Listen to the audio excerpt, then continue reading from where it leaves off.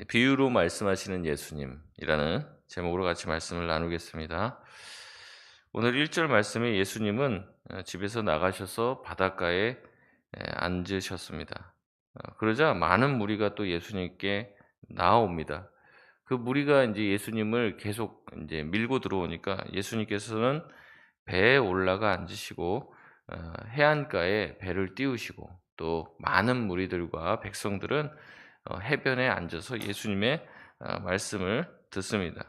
그래서 예수님은 배를 강대상 삼아서 해변에 앉아 있는 많은 사람들에게 말씀을 전하시는 내용이 오늘 13장의 내용입니다. 특별히 예수님은 3 절에 보니까 비유로 여러 가지를 그들에게 말씀했다라고 얘기합니다. 특별히 13 장은요. 비유로 가득 차 있는 장입니다. 10번 이상 비유라는 단어가 등장을 하고요. 예수님은 많은 내용들을 비유로 말씀을 하십니다. 이런 비유는요. 그 자체만으로 들으면 금방 이해가 되는 내용입니다. 한글 사전에서는 비유를 이렇게 정의하죠. 어떤 현상이나 사물을 직접 설명하지 아니하고 다른 비슷한 현상이나 사물에 빗대어서 설명하는 일이라고 합니다. 예를 들어서 속담이나 수수께끼 같은 것도 이 비유의 일종이라는 거죠. 그러나 예수님의 비유는요. 한 번 딱 들으면 그 비유의 말은 무슨 말인지 쉽게 납득이 됩니다. 하지만 그 안에 담겨 있는 예수님의 그 뜻을 예수님이 의도하신 감추어 놓으신 뜻을 유추하기에는 그렇게 쉽지 않은 내용들입니다. 그래서 반드시 해석이 필요해요. 오늘 본문도 마찬가지입니다. 예수님이 뭐 씨를 뿌렸고 뭐 그 씨가 어디에 떨어져서 어떤 밭이었기 때문에 어떠했다. 이 말을 이해하는 것은 어렵지 않습니다. 근데 도대체 뭐가 길가냐? 뭐가 가시밭이냐? 뭐가 좋은 밭이냐라고 했을 때는 그 내용들을 풀어주지 않는 한은 이해하기가 어렵다는 거죠. 3 절에서 9 절까지 예수님은 씨가 뿌려진 4가지 밭에 대한 비유를 말씀하십니다. 왜 농부가 씨를 좋은 밭에만 뿌리지 않았는지는 알 수 없어요. 예. 제가 농부라면은 뭐 굳이 길가에다 뿌리고 뭐 그렇게 하겠습니까? 다 좋은 밭에 뿌리겠죠. 그런데 그것은 비유의 핵심이 아닙니다. 이단들은요, 꼭 예수님이 말씀하려고 하는 이 어떤 비유의 핵심, 비유를 드는 이유를 설명하지 않고 여기서 막 격가지를 막 자꾸 뻗어가는 거예요. "왜 농부가 그 4가지 밭에 뿌렸겠냐." 이렇게 하면서 예수님이 말씀하시지도 않는 이유를 자꾸 생각하죠. 그러나 예수님은 그 얘기를 하려고 하는 게 아닙니다. 뿌리는 것이 농부이고 농부가 뿌렸지만 어떠한 것들은 마치 인제 4등분을 하듯이 그런 여러 가지 밭에 떨어졌다고 이야기하려고 인제 하는 것이 아니라 뿌렸는데 거기에도 떨어졌다. 그리고 이 뿌리는 자의 문제가 아니라 결국에 이 씨앗의 운명은 밭에 결정되어 있다라는 것이 핵심이라는 거죠. 뿌려진 씨는요, 먼저는 길가에 떨어집니다. 길가는 사람들이 자주 다녀 땅이 매우 딱딱하고 뿌리를 내리기가 어려운 환경 가운데 있는 땅이죠. 그래서 그 씨는 싹을 틔우려고 하지만 뿌리를 내리지 못합니다. 그래서 결국에 그 땅 위에 고스란히 드러나 있어서 지나가던 새의 모이가 될 수밖에 없었죠. 두 번째는 돌밭입니다. 돌밭 사이에 작은 틈새 가운데 흙이 있기 때문에 씨앗은 싹을 틔워 뿌리를 내려봅니다. 하지만 햇볕을 곧 받고 열을 받은 돌들 때문에 이 돌들이 뜨겁게 달궈지자 곧 뿌리가 말라져 죽게 되죠. 세 번째는 가시밭입니다. 처음에는 그럭저럭 잘 자랍니다. 하지만 가시 덤불과 그 풀로 말미암아 영양분을 뺏기고 자랄 수 있는 환경이 되지 않아 싹은 틔우지만 크게 열매 맺지는 못합니다. 끝으로는 좋은 밭입니다. 좋은 밭은 딱딱하지도 않아요. 뿌리 내리기 좋은 토양에 좋은 영양분을 가지고 있습니다. 잡초와 엉겅퀴도 주변에 있지 않아 마음껏 자랄 수 있으며 오롯이 자신이 가지고 있는 생명력을 뽐내고 풍성하게 결실하는 모습을 보여줍니다. 최상의 조건의 밭에서는요, 같은 씨라도 어떤 씨는 100배, 어떤 씨는 60배, 30배의 결실을 이룬다고 말씀하십니다. 이 비유의 초점은 무엇이냐면 4가지 밭의 종류와 환경에 따라서 씨의 운명이 결정된다고 하는 것이에요. 여러분 이 비유 자체를 이해하지 못하시는 분은 계시지 않을 겁니다. 근데 도대체 이것을 무엇을 말하는 것인지는 알기 어렵죠. 예수님은 비유를 마치시고 9절에 귀 있는 자들은 들으라고 하십니다. 귀가 없는 자가 어디 있습니까? 귀가 다 있죠. 예수님은 실제적이고 육체적인 귀를 말하는 게 아니십니다. 영적인 귀이며 이 귀 있는 자는 예수님 말씀과 비유의 의미를 이해할 수 있다는 말씀을 하고 있으십니다. 지금 예수님 말씀하시는 대상은 여러 종류의 대상이에요. 이 바닷가에는 많은 사람들이 앉아 있습니다. 제자들이 앉아 있고요. 바리새인과 사두개인들이 앉아 있습니다. 또한 온갖 무리들이 함께 앉아 있습니다. 예수님은 그들에게 씨를 뿌리십니다. 그러나 그 결과는 다 다르다는 거예요. 여러분 이렇게 하면 예수님이 잘못 가르쳐서 그렇습니까? 결과가 다르고 예수님이 열심히 가르쳐도 누군가는 예수님을 배신하는 제자가 나옵니다. 여러분 그것은 예수님의 문제가 아니라는 거예요. 뭐의 문제라는 겁니까? 밭의 문제랍니다. 밭에. 땅이 아무리 좋아도 좋은 씨가 뿌려지지 않으면 열매 맺을 수 없죠. 그러나 예수님께서 뿌리시는 씨는 이보다 더 좋은 씨가 없을 정도로 좋은 씨예요. 좋은 종자입니다. 그럼에도 불구하고 그들의 마음의 밭의 문제로 인하여 예수님이 뿌린 복음의 씨앗은 결실을 할 수도 있고 결실하지 못할 수도 있다는 말씀을 하는 겁니다. 이는 지금도 마찬가지죠. 제가 문제일 수도 있죠. 말씀을 잘 전해야 됩니다. 잘 준비해야 되고. 그러나 또한 어떤 문제가 있을 수 있습니까? 밭에 문제가 분명히 있다는 말씀을 예수님 하시는 겁니다. 저와 여러분은 말씀을 듣기 위해 어떤 준비를 하고 계십니까? 저 또한 말씀을 전하는 자이지만 동시에 또 다른 목사님들의 말씀을 듣는 자입니다. 여러분 말씀의 씨앗이 뿌리는 자의 노력도 필요해요. 종자를 잘 준비해야죠.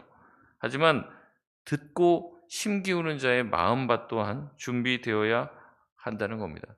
여러분 말씀을 듣기 위해 어떤 노력을 하고 계십니까?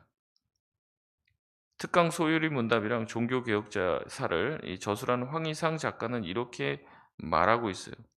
목사들은 설교를 준비하면서 보이지 않는 곳에서 엄청난 노력을 기울인다. 그러기에 일반 교인들도 설교를 듣기 전에 힘든 준비 과정을 반드시 겪어야 한다. 들을 준비를 해야 한다는 말이죠. 그냥 아무 생각 없이 멍 때리면서 말씀을 듣는 것은요. 좀 과격하게 얘기하면 죄입니다. 죄. 말씀을 듣기 전날 밤을 꼬박 새면서 주일날 예배를 드리러 왔는데 말씀이 들리겠냐는 말입니다. 말씀을 잘 듣기 위해서 시간 관리를 해야 합니다. 건강 관리도 해야 하는 거죠.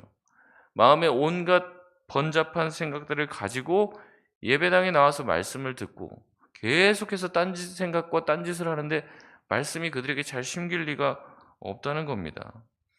예배 시간에 늦지 말아야 하는 이유도 이와 같습니다. 헐레벌떡 시간 맞춰 들어와서 말씀을 듣는데 도저히 집중이 될 수 없는 거죠. 시간 맞춰서 11시 땡 하고 들어와서 갑자기 하나님을 찬양할 때 온전히 우리의 마음이 하나님에게 집중할 수 있겠냐는 겁니다. 그래서 일찍 와야 됩니다. 일찍 와서 앉아서 오늘 목사님 말씀하시는 그 본문도 여러 번 읽어보고 기도하면서 자기 마음과 생각들을 정리하고 분주한 모든 마음을 내려놓고 오늘도 온전히 하나님께 드리는 이 예배 잘 드리게 해주시고 자기 마음밭을 어떻게 돼요? 기경해야죠. 기경. 남이 기경해 주길 바라는 게 아니라 자기가 자기 자신의 마음밭을 기경해야 돼요. 내 마음밭에 잡초를 뽑아내고 돌짝을 드러내고 딱딱해진 내 마음이 부드러운 씨가 잘 뿌리박아 내릴 수 있도록 마음을 기경하는 작업이 필요하다는 겁니다. 휴대폰을 하면서 어떻게 말씀이 들어올 수 있으며 자기가 하고 있는 모든 행동을 내려놓지 않고 오로지 말씀에 집중하려고만 해도 수많은 잡생각들이 들어오고 오늘 본문에도 나오지만 이제 내일 또 다시 이 본문을 더 이제 예수님이 풀어주십니다. 이 길가에 떨어진 그 마음은 이제 말씀이 들어왔는데 우리가 그러잖아요. "한 귀로 들어왔다. 한 귀로 나간다." 이런 말처럼 씨앗이 뿌려졌는데 사탄이 다 뺏어간다는 거예요, 그 말씀을. 오로지 말씀에만 집중하려고 해도 그 말씀을 잘 듣기가 어렵습니다.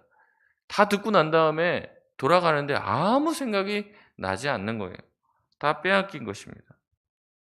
그게 오래되면요, 습관이 됩니다. 그런 태도가 매 예배마다 반복되기 시작하면요, 자기 영혼에 문제가 생긴 줄 모르죠. 점차 영혼은 예배를 드릴 때마다 망가집니다. 메마르게 되고요, 딱딱하게 되고 그의 마음은 쩍쩍 갈라지게 됩니다. 결국에 영혼이 잠들다 못해 영혼이 죽어버리는 거죠. 있던 씨앗도 다 빼앗기게 되고 어떠한 씨앗도 심겨질 수 없는 땅이 돼버리게 됩니다. 그렇기 때문에 우리는 주일 한 편의 설교의 영향력을 이해하는 성도가 되어야 합니다.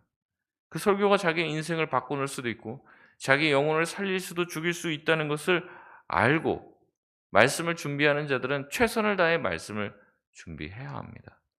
또한 말씀을 듣는 자 또한 자기의 마음밭을 최고의 마음의 상태로 기경하며 주의 말씀을 받아야 될 줄로 믿습니다. 그렇지 않으면 결실할 수가 없어요. 결실할 수가.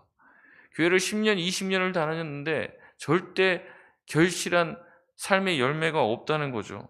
아무리 말씀을 들어도 그 말씀이 그를 변화시키지 못하는 것은 때로는 씨앗의 문제도 있지만 때로는 그 자신의 마음밭에 문제도 있다는 겁니다. 여전히 많은 사람들의 마음밭이 길가예요. 돌짝밭이고 가시밭입니다. 그러면서도 여전히 씨앗 탓을 합니다. 씨 뿌리는 자가 문제가 있다고 얘기합니다. 맞습니다. 그럴 수도 있습니다. 그러나 분명 밭의 문제도 있습니다. 지금 예수님은 말씀하시죠. 예수님이 말씀하세요. 하나님이시잖아요. 하나님이 와서 말씀하시는데도 이렇단 말이에요. 하나님이 오셔서 말씀하고 예수님이 와서 가르치는데도 안 되는 인간들이 있다는 겁니다. 저는 예수님과 하나님에 비하면 능력이 이제 뭐 천양지차죠. 제가 열심히 해도 안 되는 사람이 있을 수도 있다는 겁니다. 예수님 말씀하십니다. 귀 있는 자는 들으라. 지금 예수님이 하시는 말씀이 무슨 뜻인지 알아들을 수 있는 자는 알아듣게 된다는 겁니다. 예수님이 비유로 말씀하신 이유는 이겁니다.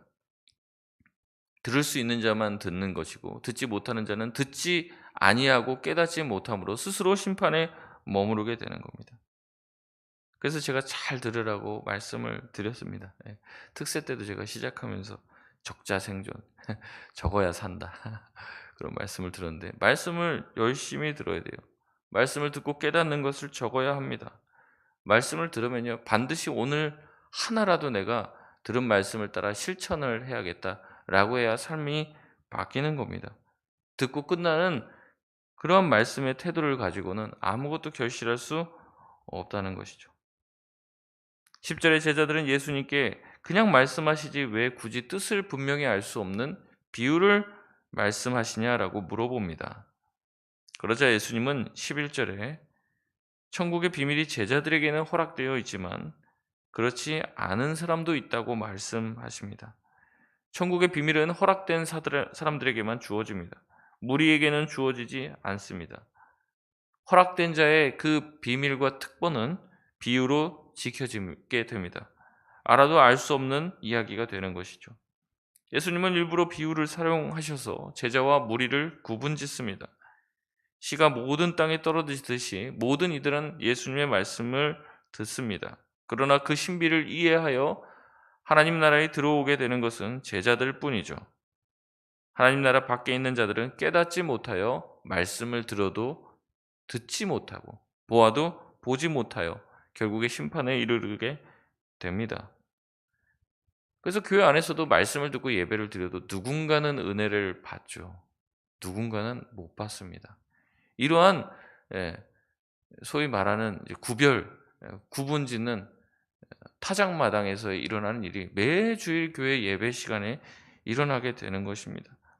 결국에 12절 말씀처럼 있는 자는 넉넉하게 됩니다. 없는 자는 가지고 있는 것 또한 빼앗기죠. 예수님은 14절에 이사야 6장 9절에 예언을 인용하며 더욱 분명히 말씀하십니다. 우리 14절 말씀을 우리 같이 한번 읽어보겠습니다. 시작. 이사야의 예언이 그들에게 이루어졌으니 일렀으되 너희가 듣기는 들어도 깨닫지 못할 것이요 보기는 보아도 알지 못하리라. 그렇게 천국을 볼 수 있는 눈을 가지고 비유의 비밀을 들을 귀를 가진 것은 복이 있는 일입니다. 말씀을 듣고 깨달을 수 있는 것, 말씀을 듣고 내 마음이 감동할 수 있는 것은 여전히 우리에게 기회가 남아 있다는 얘기입니다. 그러나 말씀을 들어도 그냥 흥 하면서 이제 콧방귀를 뀌고 있는 그런 마음의 상태를 가지고 있는 한 천국에 들어갈 수 없는 것이죠. 말씀에 대한 반응이 그가 어디에 속하고 있는지를 알게 한다는 겁니다.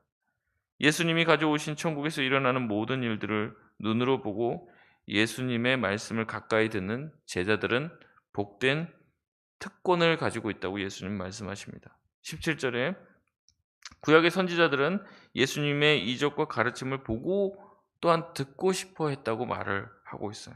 하지만 그들에게는 허락되지 않았습니다. 제자들에게는 지금 그것을 누리고 있으니 이것이 너에게 얼마나 큰 복인 줄 아느냐라고 예수님은 반문하고 있는 거죠. 제자들 또한 지금은 비유의 정확한 의미를 몰라요.